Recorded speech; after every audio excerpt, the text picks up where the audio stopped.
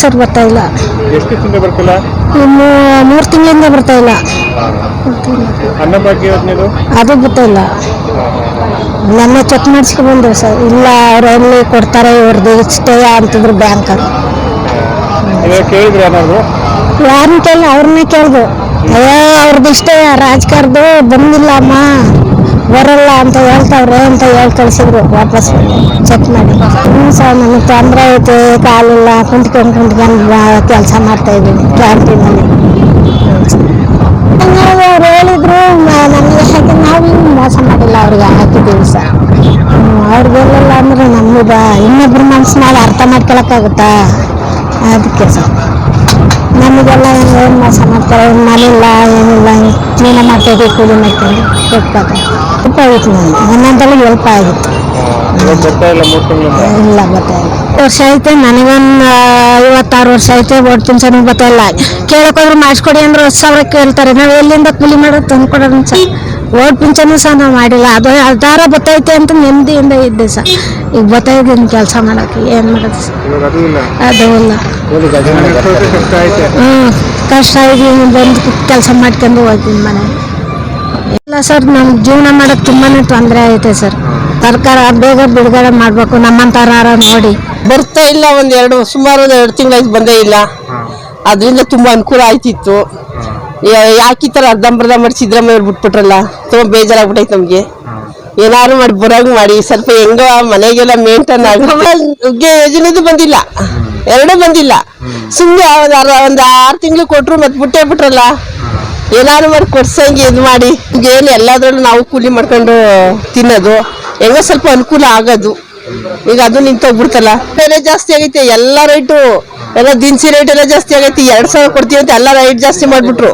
ಇದಾಗ 2,000 ಅದು ರೈಟ್ ಜಾಸ್ತಿ ಕೊಡ್ಬೇಕು. ಅದು ರೈಟ್ ಜಾಸ್ತಿ ಇದೆ, ದಿನಸಿ ರೇಟ್ ಜಾಸ್ತಿ ಆಗೈತಿ. ಇದಾಗ 2,000 ಬರ್ತಾ ಇಲ್ಲ. ನಾವ್ ಹೆಂಗ್ ಜೀವನ ಮಾಡ್ಬೇಕು? ನೀವೇ ಎಲ್ಲ ದಿನಸಿ ರೇಟ್ ಎಲ್ಲ ಕೊಳ್ಳಕ್ ಆಗ್ತಿಲ್ಲ. ನಾವು ನೋಡಿದ್ರು ಕೂಲಿ ಮಾಡ್ತೀನಿ. ಅದು ಅದ್ರಲ್ಲಿ ಯಾವ್ದಕ್ಕೂ ಅನುಕೂಲ ಆಯ್ತಾ ಇಲ್ಲ. 2,000 ಅನುಕೂಲ ಆಗಿತ್ತು ಬಡವರಿಗೆಲ್ಲ. ಎಲ್ಲದೂ ನಿಲ್ಸ್ಬಿಟ್ಟವ್ರೆ. ನಾವೆಲ್ಲ ಅದಕ್ಕೆ ತಾನೇ ಓಟ್ ಹಾಕಿದ್ದು. ಎಲ್ಲ ನಮ್ಗೆ ಅನುಕೂಲ ಮಾಡ್ತಾರೆ, 2,000 ಕೊಡ್ತಾರೆ, ಅದು ಮಾಡ್ತಾರೆ. ದಿನಸಿ ದುಡ್ಡು ಇಲ್ಲ, ರೇಷನ್ ದುಡ್ಡು ಬಂದಿಲ್ಲ. 2,000 ಬಂದಿಲ್ಲ. ದಿನಸಿ ರೇಟ್ ಜಾಸ್ತಿ ಮಾಡ್ಬಿಟ್ರೆ 2,000 ಕೊಡ್ತೀನಿ ಅಂದ್ಬಿಟ್ಟು ಅದು ಇಲ್ಲ, ಇದು ಇಲ್ಲ. ಆ ತರ ಮಾಡಿದ್ದಾರೆ. ಮನೆಗೆ ತುಂಬಾ ಕಷ್ಟ ನಮ್ಗೆ. ಎಲ್ಲ ಯಾವ್ದು ಕೊಳ್ಳೋದು ಯಾವ್ದು ಬಿಡೋದು, ನಾವು ಕೂಲಿ ಮಾಡ್ಕೊಂಡು ತಿನ್ನೋರು. ಎಲ್ಲಾ ರೇಷನ್ ಜಾಸ್ತಿ ಮಾಡಿರಾ, ತಿನ್ನಕ್ ಅನ್ನ ಕೂಡ 60-70 ಕೆಜಿ 70 ರೂಪಾಯಿ ಅಕ್ಕಿ ಮಾಡಿರಾ. ಯಾವ ತರ ಜೀವನ ಮಾಡ್ಬೇಕು ಹೇಳಿ? ಒಂದ್ ಬೇಳೆ 200 ರೂಪಾಯಿ ಕೆಜಿ ಮಾಡಿದ್ರೆ ತಿನ್ನೋದೇ ಆತರದಿಂದ. ಇವ್ರು ಯಾವ್ದು ಒಳ್ಳೇದ್ ಮಾಡ್ಯವ್ರೆ? ಎಲ್ಲಾದ್ರು ನಮ್ಗೆ ಕೆಟ್ಟದ್ದೇ ಮಾಡಿದ್ರು. ಈ ಬಡವ್ರಗಳಿಗಂತೂ ಯಾತಗೂ ಬೇಡ್ದಂಗೆ ಮಾಡೋಗ್ಬಿಟ್ರು. ಒಂದ್ ಮನೆ ಕಂದಾಯಕ್ಕೆ ನೋಡಿ, ಸಣ್ಣ ಸಣ್ಣದೊಂದ್ ಮನೆ ಕಟ್ಕೊಂಡ್ಲೆ 10,000-15,000 ಕಂದಾಯ ಹಾಕುದು. ಇನ್ನೇನ್ ಉದ್ಧಾರ ಮಾಡ್ಯಾವ್ರು ಇವ್ರು? ಯಾರಿಗೂ ಉದ್ಧಾರ ಮಾಡ್ಲಿಲ್ಲ ಅವರು. 2,000 ಹಾಕವ್ರೆ ಅನ್ನೋದು ಒಂದೇ ದೃಷ್ಟಿ, ಯಾರಿಗೂ ಉದ್ಧಾರ ಎಂದು ಮಾಡ್ಲಿಲ್ಲ ಅವರು. ಯಾರಿಗೂ ಉದ್ಧಾರ ಮಾಡ್ಯವ್ರೆ? ಬಡವ್ರನ್ನೆಲ್ಲ ಹಾಳು ಮಾಡಿದ್ರೆ ಹೊರತು ಉದ್ಧಾರ ಮಾಡಿಲ್ಲ. 3 ತಿಂಗಳಿಂದ ಅದು ಬರ್ತಾ ಇಲ್ಲ, ಅಂತ ಯಾರಿಗೂ ಬರ್ತಾ ಇಲ್ಲ. 3 ತಿಂಗಳಿಂದ ಯಾರಿಗೂ ಬರ್ತಾ ಇಲ್ಲ. ಅಮೌಂಟು ಬರ್ತಾ ಇಲ್ಲ, ಮತ್ತೆ ಪೆನ್ಷನ್ ಇತ್ತು ಅದು ಬರ್ತಾ ಇಲ್ಲ. ಯಾವ್ದು ಎಲ್ಲಾನು ಬಂದ್ ಮಾಡ್ಯವ್ರೆ. ಎಲ್ಲಾ ರೇಷನ್ ಜಾಸ್ತಿ ಮಾಡ್ಯವ್ರೆ. ಬಡವ್ರನ್ನ ಜೀವ ತಿಂತವ್ರೆ ಅಷ್ಟೇ. ಬಡವ್ರನ್ನ ಹಾಳು ಮಾಡಿದ್ರು. ಒಟ್ಟಲ್ಲಿ ಇವ್ರು ಆಡ್ಕೊಂಡು ಬಡವ್ರ ಹಾಳು ಮಾಡಿದ್ರು. ಬರ್ತಾ ಇಲ್ಲ. ಸಿದ್ದರಾಮಯ್ಯರು ಕಣ್ ಕೊಟ್ಟಿ ಕಣ್ ಕಿತ್ತಂಗ ಐತೆ. 2,000 ಬರ್ತಾ ಇಲ್ಲ. ಅನ್ನಭಾಗ್ಯ ಅಮೌಂಟು ಇಲ್ಲ. ತೊಂದ್ರೆ ಎಲ್ಲದಕ್ಕೂ ತೊಂದ್ರೆ ಆಗಿದ್ ನಮ್ಗೀಗ. ಈ ಕಣ್ ಕೊಟ್ಟಿ ಕಣ್ಣೆ ಕಿತ್ಕೊಂಡಂಗ ಆಯ್ತವ್ರು. ಎಲ್ರು ಕೊಟ್ಟಿದ್ದೆ ಕಿತ್ಕೋಬೇಕು. ಅವ್ರ ಮುಂದೆ ಅವ್ರಿಗೆ ಒಳ್ಳೇದಾಗದ್ ಬೇಡ್ವಾ? ಮುಂದೆ ಒಳ್ಳೇದಾಗಬೇಕು ಅಂದ್ರೆ ಕೊಡ್ಬೇಕು. ಮುಂದಿಂದ ಯತ್ನೆ ಮಾಡ್ಬೇಕು. ಅವರು ಮುಂದಕ್ಕೆ ಯತ್ನೆ ಮಾಡಿದ್ರೆ ಅವ್ರಿಗೂ ಒಳ್ಳೇದು. ನಮ್ಗೆಲ್ಲ ತುಂಬಾ ಪ್ರಾಬ್ಲಮ್ ಆಯ್ತು ಅಂದ್ರೆ ಎಲ್ಲ ಕೂಲಿನೂ ರೈಟು, ಎಲ್ಲ ರೈಟು. ಕೂಲಿ ಹೋದ್ರೆ 1 ದಿವಸ 9 ದಿವಸ ದುಡ್ಡು ಕೊಡಲ್ಲ ಸರಿಯಾಗಿ. ಎಲ್ಲಕ್ಕೂ ಗೋಳಾಯ್ತು. ಬರ್ತಾ ಇಲ್ಲ ಸರ್. ಒಂದು 2 ತಿಂಗಳಿಂದ ಬರ್ತಾ ಇಲ್ಲ ಸರ್. ತುಂಬಾ ತೊಂದರೆ ಆಗಿದೆ ಸರ್. ಅದರಿಂದನೇ ನಾವು ಸುಮಾರು ಕಮಿಟ್ಮೆಂಟ್ ಎಲ್ಲ ಮಾಡ್ಕೊಂಡಿದ್ವಿ. ಇಲ್ಲಿ ವ್ಯಾಪಾರ ಒಂದ್ಸತಿ ಆಗುತ್ತೆ, ಇಲ್ಲ ಅಂದ್ರೆ ಒಂದೊಂದು ದಿವಸ ಆಗೋದಿಲ್ಲ. ಅವ್ರು ಸಿದ್ದರಾಮಯ್ಯರು ಹಣ ಬರೋದ್ರಿಂದ ನಮಗೂ ಒಂಚೂರು ಅನುಕೂಲ ಆಗ್ತಾ ಇತ್ತು. ಈಗ ಬರ್ತಾ ಇಲ್ಲ. ಬಂದರೆ ಒಳ್ಳೇದು ಎಲ್ಲರಿಗೂ. ತುಂಬ ಬಡವ್ರಿಗೆಲ್ಲ ತುಂಬ ಒಳ್ಳೇದಾಗಿತ್ತು. ಅವು ಕಷ್ಟದಲ್ಲಿರೋರಿಗೆಲ್ಲ ಪಾಪ 1 ರೂಪಾಯಿಗೆ ಹಿಂಸೆ ಪಡೋರಿಗೆಲ್ಲ 2,000 ರೂಪಾಯಿ ಬರೋದ್ರಿಂದ ಎಷ್ಟು ಉಪಯೋಗ ಆಗಿದೆ. ಅದೂ ಒಂದು 2 ತಿಂಗಳಿಂದ ಬರ್ತಾ ಇಲ್ಲ ಸರ್. ಎಲ್ಲ ಜಾಸ್ತಿ ಆಗೈತೆ. ನಾವು ಸೊಸೈಟಿದೇ ಆಗಲಿ ಅದರಿಂದ ದುಡ್ಡು ಬಂದಿಲ್ಲ ಅಂದರೆ ನಾವು ಅಕ್ಕಿ ತಗೊಳಕ್ಕಾಗಲ್ಲ. 60 ರೂಪಾಯಿ 70 ರೂಪಾಯಿ ಅಕ್ಕಿ ಅಂತಾರೆ. ಅದೇ ದುಡ್ಡು ಕೊಟ್ಟರೆ ನಾವು ಒಂದು 5 kg ಅಕ್ಕಿ ತೊಗೊಂಡು ಹೆಂಗೋ ಜೀವನ ಮಾಡ್ಬೋದು. ಹೌದು ಸರ್, ಬಂದರೆ ಒಳ್ಳೇದು. ನಮ್ಗೊಬ್ಬರಿಗೆ ಅಂತಲ್ಲ, ತೀರಾ ಎಲ್ಲ ಬಡವರೇ ಇರೋದು ಇಲ್ಲಿ. ಎಲ್ಲಾರ್ಗೂ ಉಪಯೋಗ ಆಗುತ್ತೆ. ಹೆಂಗಸ್ರಿಗೆಲ್ಲ ಬಹಳ ಉಪಯೋಗ ಆಗೈತೆ, ಇಲ್ಲ ಅಂತಿಲ್ಲ. ಬಂದ್ರೆ ಇನ್ನೂ ಒಳ್ಳೇದೇ ನಮ್ಗೆ. ಎಲ್ಲ ಕೇಳಿದ್ರೆ ಬರುತ್ತೆ ಅಂತವ್ರೆ ಮೇಡಮ್ ಅವರು ಲಕ್ಷ್ಮೀ ಹೆಬ್ಬಾಳ್ಕರ್ ಅವರು. ಬರುತ್ತೆ, ನಾವೇನು ನಿಮ್ಗೆ ಮೋಸ ಮಾಡೋದಿಲ್ಲ, ದುಡ್ಡು ಹಾಕ್ತೀವಿ ಅಂತ ಇದಾರೆ. ಇನ್ನೂ ಬಂದಿಲ್ಲ ಸರ್. ಗೊತ್ತಾಯ್ತು ಮುಂಚೆ, ಈಗ ಹೆಂಗ ಗೊತ್ತಿಲ್ಲ. ಬತ್ತೈತೆ ಏನೋ ಗೊತ್ತಿಲ್ಲ, ನೋಡಿಲ್ಲ. ಈಗೆಲ್ಲ ಆಗ್ತಾ ಇಲ್ಲ ಗೃಹಲಕ್ಷ್ಮಿ ಅಂತಿದ್ರು. ನೋಡ್ಬೇಕು ಸರ್, ಅಕೌಂಟಲ್ಲಿ ಕೇಳ ಅದು ಗೊತ್ತಾಯಿಲ್ಲ ಸರ್. ಅದು ಒಟ್ಟಿಗೆ ಹಾಕರಿ, ಈಗ ಅದು ಗೊತ್ತಾಯಿಲ್ಲ. ಏನ್ ಮಾಡ ಸರ್, ನಮ್ಮ ಮನೆಯವ್ರಿಗೆ ಬೇರೆ ಹಾರ್ಟ್ ಓಪನ್ ಸರ್ಜರಿ ಆಗೈತೆ. ಈಗ ನಾವೇ ಮಾಡ್ಬೇಕೆಲ್ಲ, ನಾವೇ ನಡೆಸ್ಬೇಕು.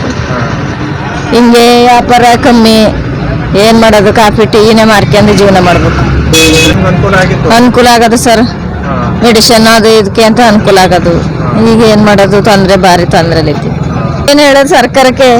ಯಾವ ಸರ್ಕಾರ ಬಂದ್ರು ಯಾವ್ದು ಅನುಕೂಲ ಇಲ್ವಲ್ಲ. ಯಾವ ಸರ್ಕಾರ ಬಂದ್ರು ಅನುಕೂಲ ಇಲ್ಲ. ಎಲ್ಲ ಈಗ ರೇಷನ್ ಅಂತೆ, ಎಣ್ಣೆ ಅಂತೆ, ಅದಂತೆ ಇದಂತೆ ಎಲ್ಲ ರೈಟು.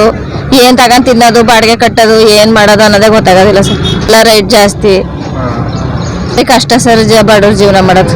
ಕೊಡ್ತೀನಿ ಅಂತ ಹೇಳಿದ್ರೆ ಎಲ್ಲರೂ, ಈಗ ಕೊಡ್ತಾ ಇಲ್ಲ. ಸುಮಾರು ಜನಕ್ಕೆ ಬಂದೇ ಇಲ್ಲ. ಸುಮಾರು ಜನಕ್ಕೆ, ಸ್ವಲ್ಪ ಜನಕ್ಕೆ ಬಂದಿದೆ, ಬಾಕಿ ಜನಕ್ಕೆ ಬಂದೇ ಇಲ್ಲ. ಹಂಗಾಗಿ ಇದನ್ನ ಏನು ಮಾಡ್ತಾರೆ ಅಂತ ಅವರು ಗೊತ್ತಿಲ್ಲ. ಅದ್ರ ಬಗ್ಗೆ ನಮಗೆ ಇದೇ ಜೀವನ, ಇದೇ ಥರದ ಜೀವನದಲ್ಲಿ ನಾವು ಇದು ಮಾಡ್ತಿದ್ದೀವಿ.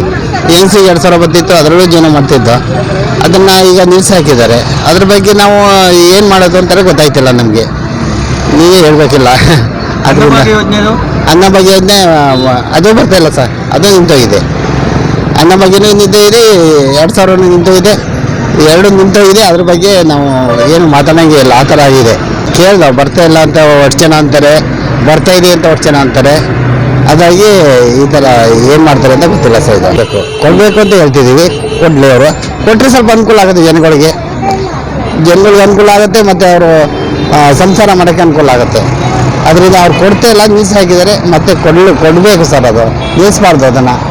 ಇದೇ ಅವರು ಇದನ್ನು ಕೊಡ್ತೀನಿ ಅಂತ ಹೇಳ್ಬಿಟ್ಟು ಭರವಸೆ ಕೊಟ್ಬಿಟ್ಟು ಅರ್ಧ ಜನ ಕೊಟ್ಟು ಅರ್ಧ ಜನ ಕೊಡ್ತಾ ಇದೆ.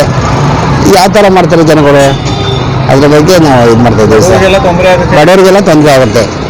ಈಗ ಮಧ್ಯಮ ವರ್ಗದವರು ಅವ್ರಿಗೂ ತೊಂದರೆ ಆಗುತ್ತೆ, ಕಡು ಬಡವರು ಇದ್ದಾರೆ ಅವ್ರಿಗೂ ತೊಂದರೆ ಆಗುತ್ತೆ. ಯಾವುದೂ ಇಲ್ಲ.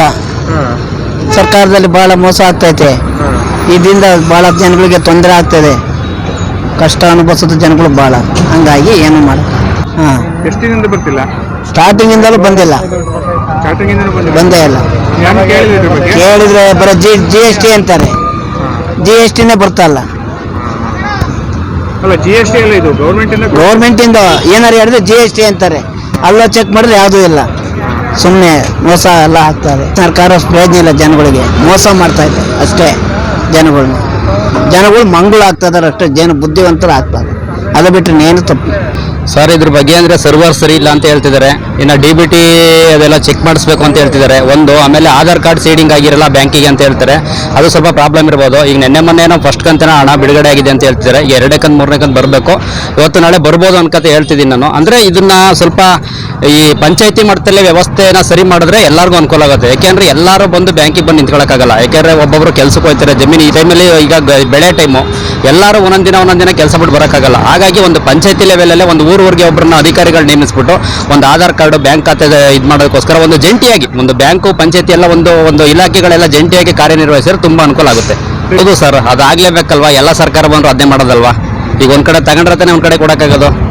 ಎಲ್ಲ ಸರ್ಕಾರಗಳು ಇಷ್ಟು ದಿನ ಯಾವ ಸರ್ಕಾರ ಕೊಟ್ಟಿಲ್ಲ ಹೇಳಿ ನೋಡೋಣ. ಪ್ರತಿಯೊಬ್ಬರು ಹೇಳಿದ್ದಾರೆ, ಪ್ರತಿಯೊಬ್ಬರು ಕೊಟ್ಟಿದ್ದಾರೆ. ಈ ಗೃಹಲಕ್ಷ್ಮಿಗೆ ಈಗ ನಮಗಿನ್ನ 2,000 ನನಗೆ ಕೊಡ್ತಾರೆ, ನಾನು ಬೇರೆ ಕಡೆಯಿಂದ ತಗೊಂಡೇ ಕೊಡಬೇಕು. ನನಗಿನ್ನು ಬೇರೆ ಕಡೆಯಿಂದ ಆದಾಯ ಇದ್ರೆ ಪರವಾಗಿಲ್ಲ, ಬೇರೆ ಕಡೆಯಿಂದ ಆದಾಯ ಇಲ್ಲ ಅಂದ್ರೆ ಇಲ್ಲಿ ಎಲ್ಲರ ಒಂದು ತಗೊಂಡಬೇಕು, ಕೊಡಲೇಬೇಕಾಗುತ್ತೆ. ಅದೇನೇನು ಮಾಡೋಕ್ಕಲ್ಲ. ಅಂದರೆ ಈಗಿರೋ ಒಂದು ರೇಷನ್ ಕಾರ್ಡ್ ಸಮಸ್ಯೆ ಇರ್ಬೋದು. ಇವಾಗ ರೇಷನ್ ಕಾರ್ಡ್ ಏನಾಗಿದೆ ಅಂದರೆ ಬರೀ ಗ್ರಾಮವನ್ ಕೇಂದ್ರದಲ್ಲಿ ಬೆಂಗಳೂರು ಒಂದಲ್ಲಿ ಬಿಟ್ಟಿದ್ದಾರೆ. ಅದನ್ನು ಎಲ್ಲ ಆನ್ಲೈನೇ ಬಿಟ್ಬಿಟ್ರೆ ಈಗ ನಾವು ಒಂದೊಂದು ಪಂಚಾಯತಿಲಿ ಒಂದೊಂದು ಗ್ರಾಮವನ್ ಕೇಂದ್ರದ ಕಡಿಮೆ 100ರಿಂದ 105 ಜನ ನಿಂತಿದ್ದಾರೆ.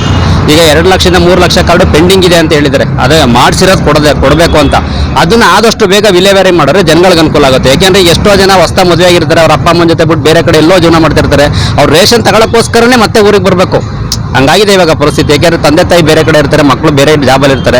ಅದನ್ನೊಂದನ್ನು ಸ್ವಲ್ಪ ಆನ್ಲೈನ್ಗೆ ವ್ಯವಸ್ಥೆ ಮಾಡಿಕೊಟ್ರೆ ತುಂಬ ಅನುಕೂಲ ಆಗುತ್ತೆ ಜನಗಳಿಗೆ. ಒಂದು ಇನ್ನು ಬೇರೆ ಯೋಜನೆಗಳು ಅಂದರೆ ಈಗ ರೇಷನ್ ಕಾರ್ಡ್ದು ಈಗ ಆನ್ಲೈನೇ ಬಿಟ್ಟರೆ ತುಂಬ ಅನುಕೂಲ. ಒಂದು ಯಾವುದು ಜನಗಳು ಸ್ವಲ್ಪ ಜನಸಂಖ್ಯೆ ಜಾಸ್ತಿ ಇದೆ, ಸರ್ವರ್ ಇಲ್ಲ, ಅದಿಲ್ಲ ಇದಿಲ್ಲ ಒಂದು ಹೇಳ್ತಾರೆ.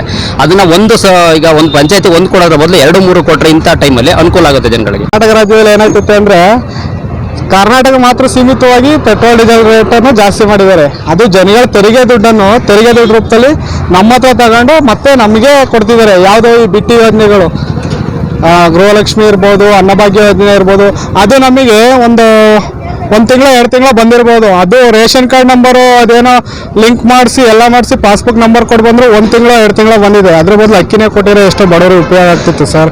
ಆದರೆ ಈ ಥರ ಬಿಟ್ಟಿ ಯೋಜನೆಗಳು ಅಂತ ಮಾಡಿ ನಮ್ಮ ಸರ್ಕಾರವು ನಮ್ಮ ಕರ್ನಾಟಕ ದಿವಾಳಿ ಆಗ್ತಾಯಿದೆ. ಯಾಕಪ್ಪ ಅಂದರೆ ಭ್ರಷ್ಟಾಚಾರಗಳು, ಲಂಚಾವತಾರಗಳು ಅನೇಕ ರೀತಿಯಲ್ಲಿ ನಡೀತಿದ್ದಾವೆ. ನಾವೀಗ ಒಂದು ರೇಷನ್ ಕಾರ್ಡ್ ಅರ್ಜಿ ಆನ್ಲೈನ್ ಸಲ್ಲಿಕೆ ಬಿಟ್ಟಿದ್ದಾರೆ, 2 ಅವರಿಗೆ ಒಂದು ಆಗ್ತಾಯಿದೆ. ಒಬ್ಬ ಒಂದು ದಿನದ ಕೆಲಸ ಬಿಟ್ಟು ಒಂದು 500 ರೂಪಾಯಿ 100 ರೂಪಾಯಿ ಕೂಲಿ ದುಡಿಯೋನು ಒಂದಿನ ಹೋಗಿ ಸರ್ವರ್ ಇಲ್ಲ ಅಂತೇಳಿ ಬರ್ತಿದ್ದಾರೆ ವಾಪಸ್. ಈ ರೀತಿ ಸಿಸ್ಟಮ್ನ ಬದಲಾವಣೆ ಮಾಡ್ಕೋಬೇಕು. ಈ ಬಿಟ್ಟಿ ಯೋಜನೆಗಳು ನಮ್ಮ ದುಡ್ಡು ನಮಗೆ ಕೊಡೋದು, ಈ ಸರ್ಕಾರದ ಒಂದು ಮಾನವೀಯತೆ ಮೆರಿಬೇಕು ಅಂದರೆ ಪ್ರತಿಯೊಂದರಲ್ಲೂ ಶಿಕ್ಷಣದಲ್ಲಿ, ಉದ್ಯೋಗದಲ್ಲಿ ಎಲ್ಲದರಲ್ಲೂ ಮೀಸಲಾತಿ ಕೊಡಬೇಕು. ಅದು ಬಿಟ್ಬಿಟ್ಟು ನಾವು ಈ ಬಿಟ್ಟಿ ಯೋಜನೆಗಳು, ಆ ಯೋಜನೆಗಳು ನಮಗೆ ಯಾವುದು ದುಡ್ಡೇ ಬಂದಿಲ್ಲ. ದಯವಿಟ್ಟು ಇದ್ರ ಬಗ್ಗೆ ಸರ್ಕಾರ ಆಗಲಿ ಮತ್ತು ಜನಸಾಮಾನ್ಯರು ತಿಳ್ಕೋಬೇಕು. ನಾವು ಆಯ್ಕೆ ಮಾಡ್ಬೇಕಾದ್ರೆ ಯೋಗ್ಯರನ್ನು ಆಯ್ಕೆ ಮಾಡಬೇಕು. ಮತ್ತು ನಮ್ಮ ದೇಶಕ್ಕೆ, ನಮ್ಮ ರಾಜ್ಯಕ್ಕೆ ಯಾವ ರೀತಿ ಉಪಯೋಗ ಆಗಬೇಕು ಅನ್ನೋ ರೀತಿ ನಾವು ಚುನಾಯಿಸ್ಬೇಕಾದ್ರೆ, ಪ್ರತಿನಿಧಿಗಳನ್ನ ನಾವು ಚುನಾಯಿಸ್ಬೇಕಾದ್ರೆ ನಾವು ಮುಖ್ಯವಾಗಿ ಆ ರೀತಿ ಅವ್ರು ನೋಡಿ ಚುನಾಯಿಸಬೇಕು. ಈ 2,000 ರೂಪಾಯಿ ಅಕ್ಕಿ ದುಡ್ಡು ಇವೆಲ್ಲ ತಾತ್ಕಾಲಿಕ ಸರ್. ಈಗ ಗೃಹಲಕ್ಷ್ಮಿ, ಗೃಹ ಜ್ಯೋತಿ ಮತ್ತು ಇದೆಲ್ಲ ಮಾಡಿದ್ದಾರೆ. ನಮ್ಮದು ಕರೆಂಟ್ ಬಿಲ್ಲು ನಾವು ಕೊಟ್ಟೇ ಇಲ್ಲ. ಕರೆಂಟ್ ಬಿಲ್ ಮಾಮೂಲಿ ಕಟ್ಟಲೇಬೇಕಾ? ಈಗ KB ಆಫೀಸಿಗೆ ಹೋಗಿ, ನೀವೆಲ್ಲೇ ಹೋಗಿ ಪ್ರತಿಯೊಂದರಲ್ಲೂ ನಾವು ಸರ್ಕಾರಿ ಕಚೇರಿಗಳು ಹೋದರೆ ಎಲ್ಲ ಥರ ಲಂಚ ಕೊಡಲೇಬೇಕು. ಆದ್ದರಿಂದ ನಮಗೆ ಅವರು 2,000 ಕೊಡ್ಬೋದು, ಅದ್ರ ಬದಲು ನಾವು 4,000 ಎಲ್ಲೋ ಖರ್ಚು ಮಾಡ್ತೀವಿ. ಅದನ್ನು ಜನಗಳು ತಲೆಯಲ್ಲಿ ಇಟ್ಕೊಂಡು ಮುಂದಿನ ದಿನಗಳಲ್ಲಿ ನಾವು ಉತ್ತಮ ರೀತಿಯಲ್ಲಿ ಸರ್ಕಾರವನ್ನು ನಡೆಸೋಕ್ಕೆ ಒಳ್ಳೆಯತನವನ್ನು ಆಯ್ಕೆ ಮಾಡಬೇಕು ಅಂತ ಕೇಳ್ಕೊತೇನೆ.